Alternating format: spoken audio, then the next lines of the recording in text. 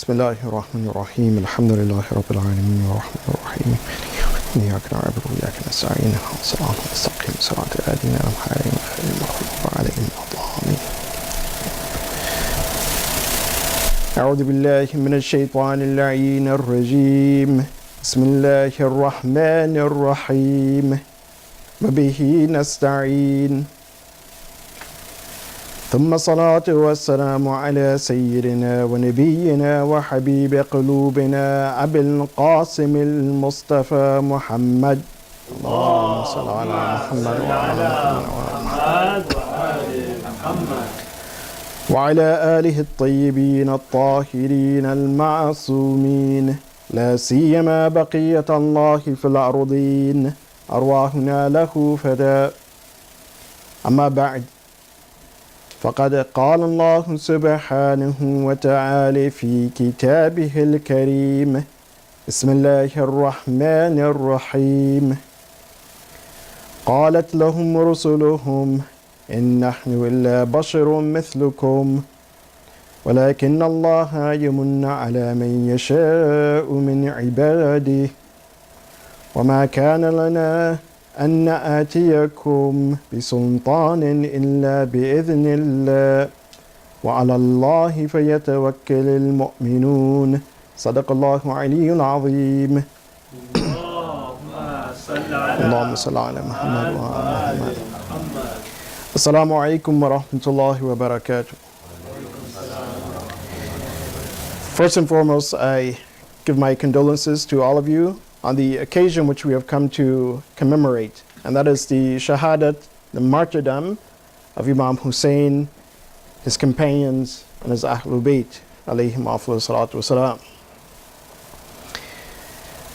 Inshallah, we will return back to the verse that we begin with since the beginning of Muharram, and that is verse 11 of Surah 14, that is Surah Al-Ibrahim, when Allah subhanahu wa ta'ala, He presents us with the dialogue between the prophets, the messengers, and those to whom the message was delivered. A dialogue in which Allah subhanahu wa ta'ala speaks of the message of Tawheed, Allah's mercy, of Ma'ad, of the hereafter. That was the totality, or basically the summary of the message that all of the prophets had brought forth. And also those who walk in the footsteps of the prophets, they bring forth the same message. They carry that same message with them. As those individuals, or at least some of the individuals, they rejected the message, or at least they made a challenge. They presented a challenge. They said that if, in fact, the prophets were truthful, then they should bring a clear authority over everyone. فَأْتُونَا بِسُلْطَانٍ مُبِينٍ. And in response, the prophets, they stated, قَالَتْ لَهُمْ رُسُلُهُمْ.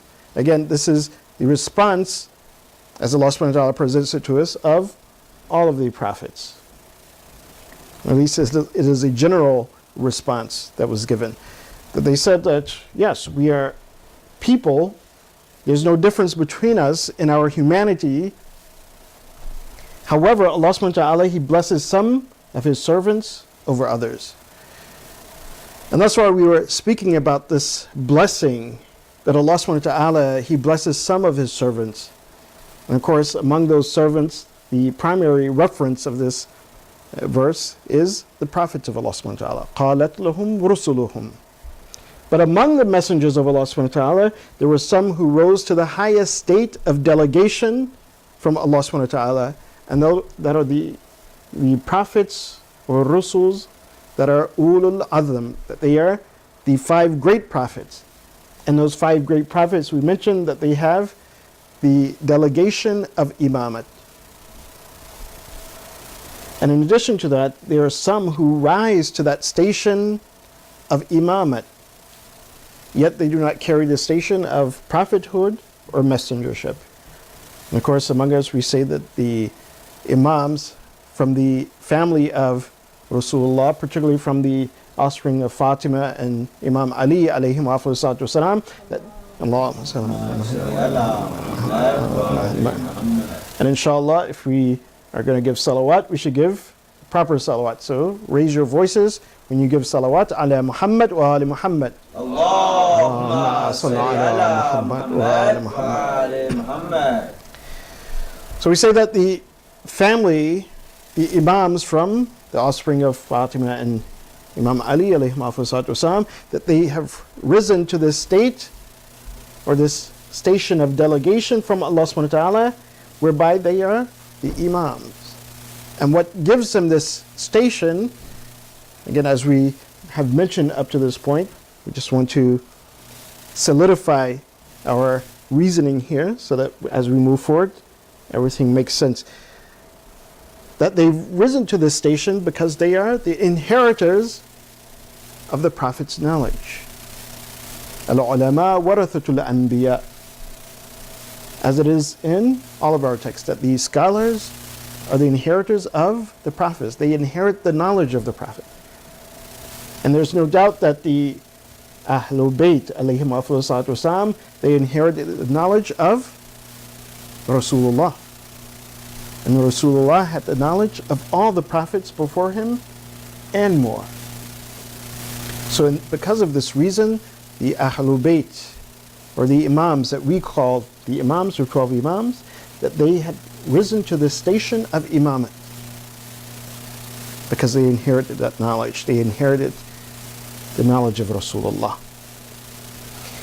In addition, we stated that there were qualifications that one who rise to this station of, or the station of Imam, that they had to have certain qualities.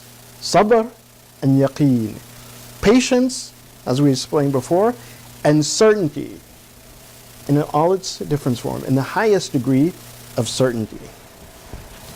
One of those degrees of certainty, or aspects of certainty, as we mentioned, was having certainty with regards to what Allah subhanahu wa ta'ala has commanded mankind. Because these imams, as Allah subhanahu wa ta'ala himself, he says, that they guide by the command of Allah subhanahu wa ta'ala. وَجَعَلْنَاهُمْ مَئِمَّةً يَهْدُونَ بِأَمْرِنَا. So if they are guiding by the command of Allah subhanahu wa ta'ala, then they must have certainty in that command from Allah subhanahu wa ta'ala by which they guide mankind. They must have certainty in, again, the Sharia to some extent, and this is called sometimes a walaya at-tashri'iyya, that they have legal authority and legal guardianship.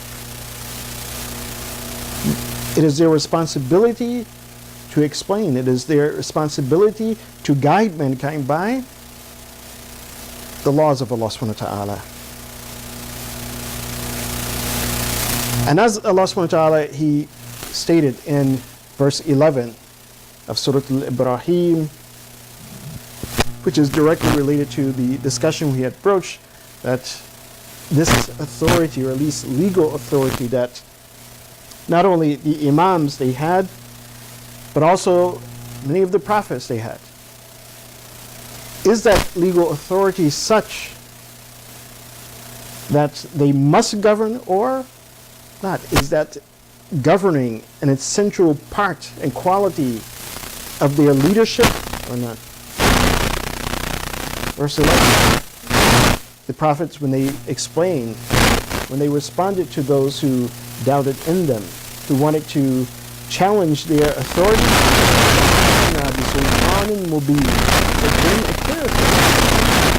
whether that be through miracles or whether it be through social and political authority, legal authority.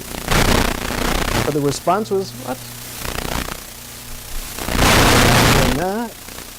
أن نأتيكم بسلطان إلا بإذنه. That only by the permission of Allah subhanahu wa ta'ala do we bring such authority, whether it's through miracles or, again, social political authority. While, in fact, the political authority of Imam Ali alayhi wasallam, as we state, was not given to him. Proper due was not given to him after the martyrdom of Rasulullah. But nonetheless, as we believe and as we establish, he still remained the Imam. He was not looked upon at the time as the Khalifa. But nonetheless, he still remained the Imam. And at the same time, his authority, again with regards to the Sharia, with regards to the command of Allah subhanahu wa ta'ala, was still present and prevalent.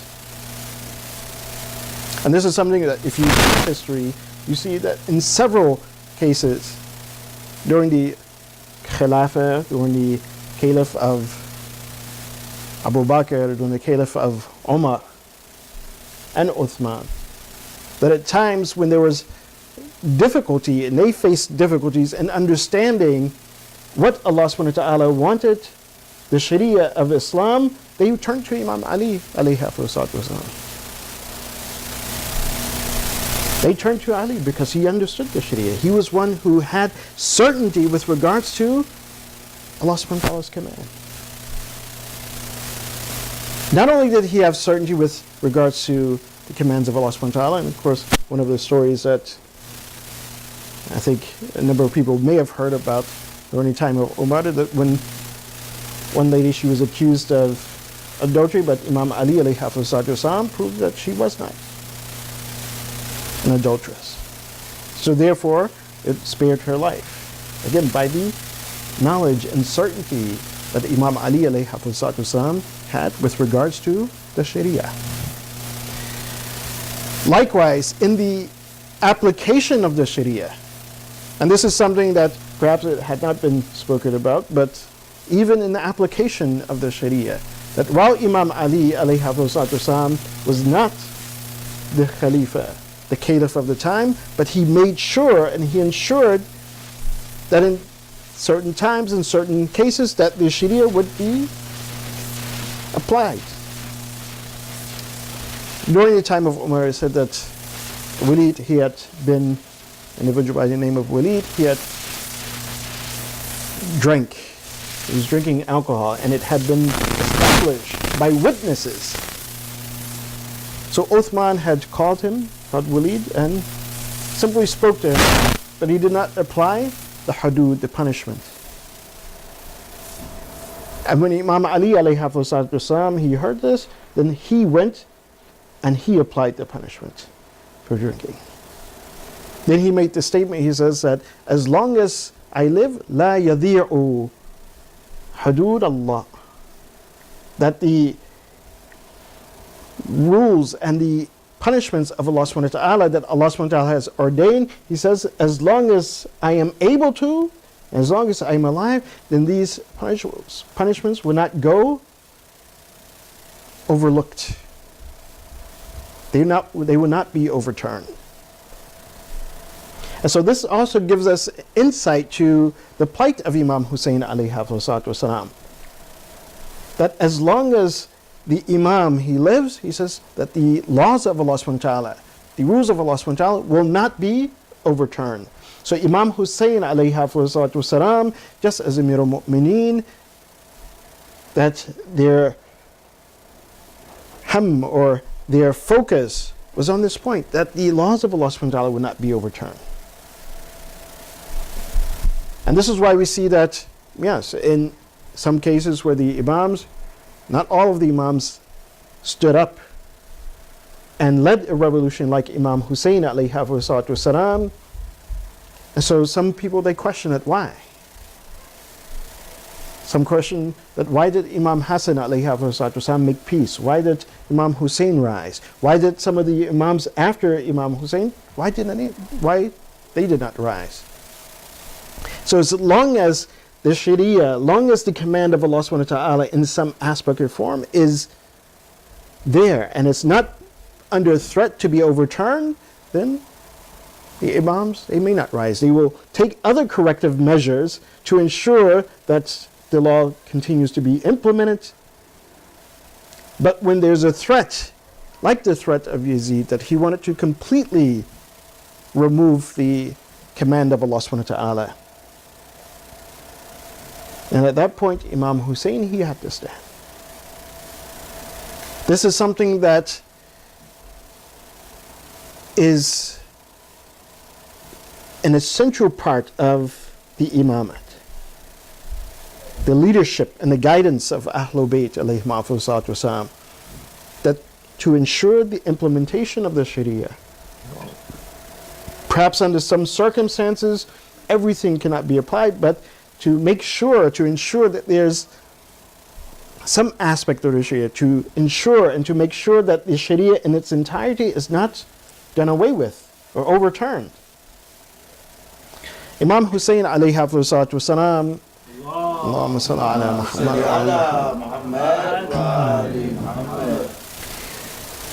When he was preparing to go towards Kufa, and actually when a number of letters had been written to him by the people of Kufa to come to Kufa, that they will stand up for Islam, that they will stand with Imam Hussein alayhi salatu wasalam, it is written that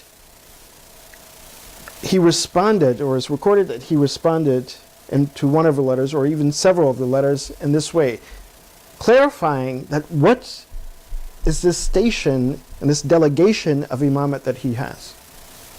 And subhanAllah, as we listen to the words of Imam Hussein alayhi salatu wasalam, and we mentioned last night that the plight of Imam Hussein, the actions of Imam Hussein alayhi salatu wasalam, that it is coinciding with the Quran itself. That when we look at the words of Ahlul Bayt, we will see that it is the application of the Quran. So take this simple reply that Imam Hussein, he replied to some of these letters. He replied to them, but at the end of the letter he would write, وَلَا عُمَرِي مَا الْإِمَامُ إِلَّا الْحَاكِمُ بِالْكِتَابِ وَالْقَائِمُ بِالْقِسْطِ وَالدَّائِنُ بِدِينِ الْحَقِّ وَالْحَابِسُ نَفْسَهُ عَلَى ذَاتِ اللَّهِ.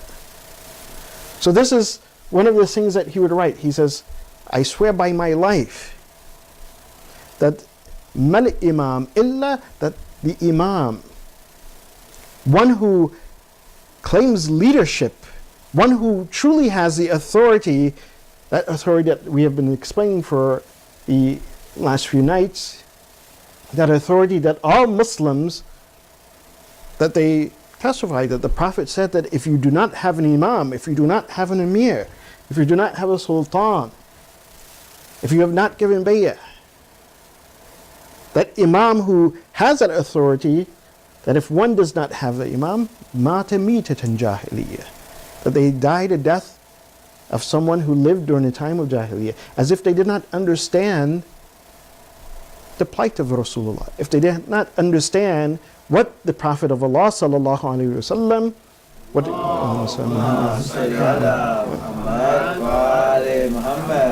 what he had come to do, because the Prophet came to establish the command of Allah subhanahu wa ta'ala. So therefore, if the leader himself does not establish the command of Allah subhanahu wa ta'ala, and one does not follow such a leader that aims to establish the command of Allah subhanahu wa ta'ala, then they have died the death of al-Jahiliyyah. The Prophet of Allah did not come in order to maintain the unjust ways of the past, of the time of Jahiliyyah, of the time of Arabs, pre-Islamic Arabs. No, he came to remove the injustices that were going on in that society and establish justice. So again, the plight, or at least the role of the emir or the imam, the leader, must be the same: to establish justice, to eradicate injustice. So Imam, he stated, he says, mal imam, that the imam, or one who has leadership, he is only someone who is hakim bil kitab, someone who rules or who judges by the book. And again, we see this in the Quran, that if we compare the words of Imam Hussein, just the sentence with the Quran, Allah subhanahu wa ta'ala, he states in Surah Al-Baqarah, وَأَنزَلَ مَعَهُمُ الْكِتَابِ بِالْحَقِّ لِيُحْكَمَ بَيْنَ النَّاسِ When Allah subhanahu wa ta'ala speaks about His prophets, and again, as we already established, those leaders who walk in the footsteps of a prophet, that they are also, or we can apply this to them as well, that Allah subhanahu wa ta'ala, He has sent the book, His revelation, that has truth, wherein there is truth. But why did He send it? لِيَحْكُمَ بَيْنَ النَّاسِ, so that they may, the prophets, those who walk in the footsteps of the prophet, that they may judge, that they may rule among people. So the Imam, he says that the Imam and someone who has that station, he only rules by the book. He only judges by the book. That this is his criterion of leadership. And in opposite of this, in Surah Ma'idah, verses 44, 45, and 47, at the end of these verses, Allah subhanahu wa ta'ala, He states, وَمَنْ لَمْ يَحْكُمْ بِالْكِتَابِ أو بِمَا أَنزَلَ اللَّهُ وَمَنْ لَمْ يَحْكُمْ بِمَا أَنزَلَ اللَّهُ فَأُولَٰئِكَ هُمُ الْكَافِرُونَ. 44, he says, whoever does not rule and judge by the book, the Quran, this revelation that Allah subhanahu wa ta'ala has given to mankind in order to establish justice. So whoever does not take that as his principle, as his guide, as his mean by which he judges, says not individual, is kafir. And again, this, I just want to make it clear that this kufr that Allah subhanahu wa ta'ala is speaking here, kufr has many different meanings. Even at times we see within the riwayat of Ahlul Bayt alayhim afdalus salatu wassalam, when they are explaining kufr, disbelief, they say that yes, someone can believe in Allah subhanahu wa ta'ala, they have belief, but then their actions are like the actions of those who disbelieve. And because of that, they say that that individual, they say that yes, that person is kafir, they have kufr. But not meaning kufr of disbelief, but kufr al-a'mal, kufr al-amal. So they have disbelief in their actions. So theologically they said, La ilaha illallah Muhammad Rasulullah, Allahumma salli Muhammad wa Muhammad. But when it comes to implement that which Allah subhanahu wa ta'ala has commanded, then they are engaged with kufr. One of the examples, when we commit sins, when we sin and we disobey Allah subhanahu wa ta'ala, although we believe in Allah subhanahu wa ta'ala,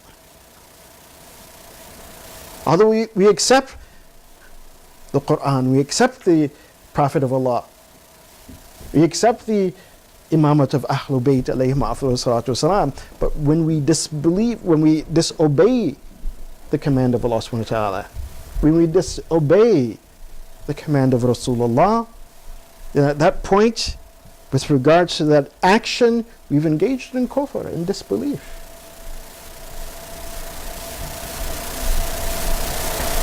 We believe, we had iman, but we disbelieved in that action, the repercussions of that action.